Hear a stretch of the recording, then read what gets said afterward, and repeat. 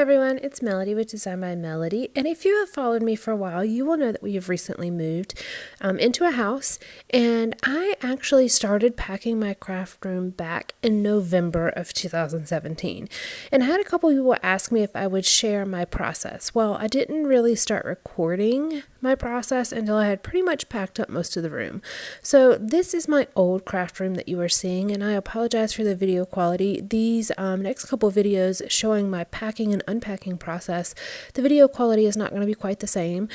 First of all, because it's kind of vlog style, and second of all, because of the way that the rooms are set up and I'm obviously packing and unpacking, I don't have my studio lights up, so it's just not the same lighting and same quality.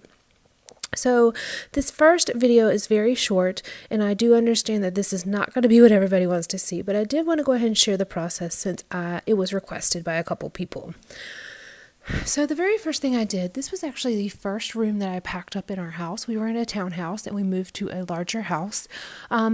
But because my craft room is full of a lot of little items, though they are all organized, there are lots of little things in my craft room, which I knew was going to be very difficult and very time consuming when it came to moving. So the very first thing I did was start to pack up most of the little things and supplies that I don't use every single day.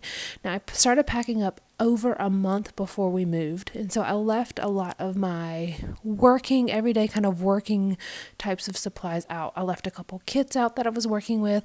I left all of my Etsy supplies out, which is what's here on this end of my shelf, but the rest of the stuff on my shelf I pretty much packed up. I kept some things out that I was still debating on whether I was going to keep or get rid of, and then the cubes themselves I'm just going to move as is. I'm not actually going to be packing those cubes. I'm leaving everything in them, and I'm just going to move them as is. Now that dog that you saw is actually a dog that we're dog sitting. We do not actually have a dog, but that's Charlie. He's our little friend that comes to stay with us a couple times a year, and we just dog sit him. Now this is another view of the exact same room, but with that big pile of boxes gone. And as you can see, I've cleared out a couple more things off of the shelves.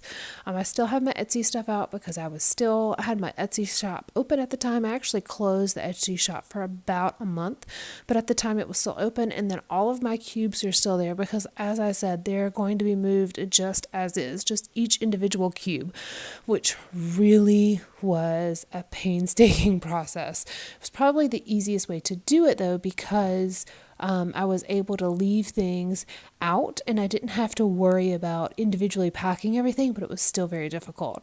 And then I have my Rascog here that is just going to kind of be moved as is. So that's my packed up craft room. I hope you enjoyed seeing this little glimpse of our moving process, and I'll be back shortly sharing an unpacking video with you. All right, guys, thanks. Bye.